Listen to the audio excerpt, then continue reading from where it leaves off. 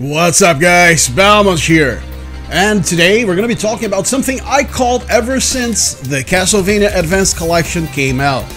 Yes, I'm talking about Castlevania Dominus Collection. Released to absolutely zero publicity, Castlevania Dominus Collection has finally given us the holy trinity of Castlevania titles that had been locked away as Nintendo DS exclusive for years. And I'll tell you all about it. All that I ask in return is that you hit the like button and subscribe. So, let's hit it. Alright, for Castlevania veterans, I'll start off right out of the gate saying that yes, they did solve that one issue. Yes, that one. But I'll leave that bit for last. In this collection, we got Dawn of Sorrow, Portrait of Ruin, and Order of Ecclesia. The graphics remain largely untouched. The only change are the 3D elements, which have been upscaled. Not even close to 4K, but there was no need for it either. As for the 2D graphics, there's no option to apply filters, but to me, most of the 2D filters we have available nowadays look terrible to begin with, so I really don't mind. And I cannot say for sure, but I have a very strong feeling that the audio has been remastered, which is a big plus to me. The game contains all the goodies from the Advanced Collection. You have a full compendium of everything in every game from the outset, be it Shanoa's Glyphs or Soma Cruz's Souls. And also, they have animations showing you what everything does. It's a nice touch. If you're having trouble, for example, you can turn it on and see all the possibilities of better and stronger attacks and souls already within your reach. And when I say everything, I mean everything is there. This also goes for enemies, bosses, equipment, and even drops. So if you're looking for that final soul to make the ultimate katana in Dawn of Sorrow, you know the enemy that gives it. You also have different options of screen placement, but the most interesting one is the 3-screen option. Yes, 3, not 2. Because you see, in the original DS system, and I know this for a fact because I played this on original hardware, you had to press the select to alternate between map and enemy stats. In this configuration, you can see both at the same time while having the game screen on a bigger portion of your TV. The game also contains a huge gallery for every main game in high resolution, which is a delight in and out of itself. Especially in Order of Ecclesia's cases, since it has such a distinct artwork and ridiculous levels of detail. You also have a music gallery, which will always be a nice touch. And if you're looking to get any of those songs into a flash drive or on your cell phone or your car so you know you can listen to them while you drive, it makes it a lot easier having a music gallery that will play everything instantaneously than searching blindly through a YouTube playlist. The collection also brings us the very first Castlevania, Haunted Castle, for the arcades. While this game can only be described at its best as a colossal abomination of a game even for its time, Konami also included a full-on remake out of it. And let me tell you right now, this game is ridiculously fun to play. So much so that I had to force myself to stop playing it because I had to go back to Dawn of Sorrow to get some more footage. Every single overlay menu function available in the Advanced Collection is here. Besides the compendium, you can do save states and even choose the screen displacement. But really, there's no reason to pick anything other than the first one, in my opinion, which gives you the 3 screens.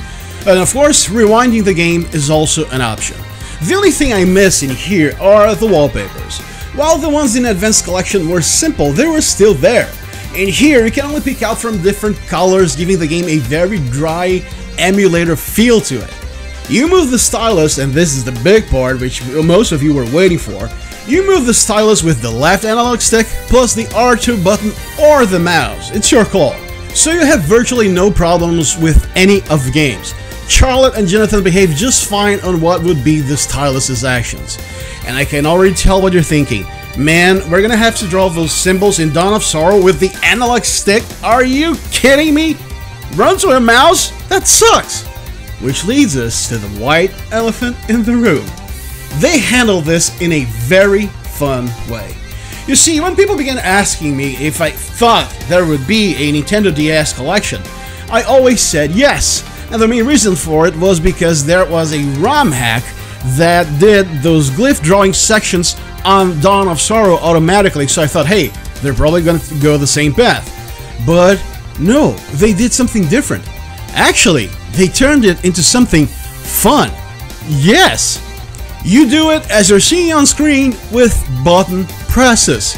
Yes, the first CO, for example, is X, A, then B in Xbox buttons. So they managed to retain that gimmicky aspect of the original Dawn, but actually made it into something fun for console players. So yes, there you have it. It's been done, it's a lot easier, and it's even fun to do this time around. So I just know that I just put your worries at ease. And of course, we can also choose different versions of every game. One of them even has a Korean version for you to choose. Who would have thought? A Korean release. Now you may wonder, well, Belmont, why would I want to do this? Well, first, besides the novelty effect, and also speed running, which, you know, speedrunners will almost always use the Japanese version of games because you can fit in more text per box, so it's faster. If you're a really big fan of Castlevania, it's always a novelty. You know, we like seeing different things, even if you don't understand shit of Korean. Hey, I'm playing this in Korean. Why? Because I can. All in all, I give this one a 9.8, and yes, I'm not kidding, a 9.8 out of 10 due to the absence of wallpapers. It really does look like you're just emulating the games the entire time you're playing it. Hell, that collection on the PSP had simple stuff, but it was still there.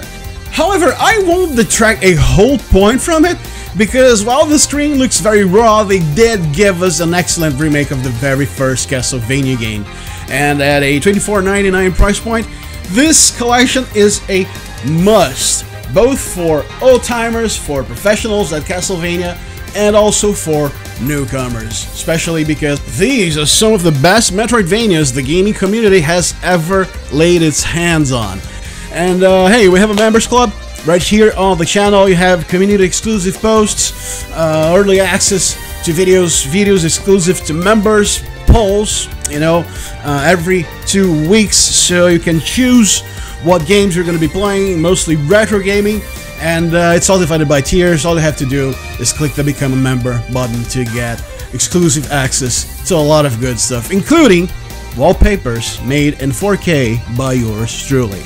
Nothing crappy, always a lot of effort and quality. So this was Balmont speaking to you. It's been a pleasure talking about Castlevania after years and years and years once more.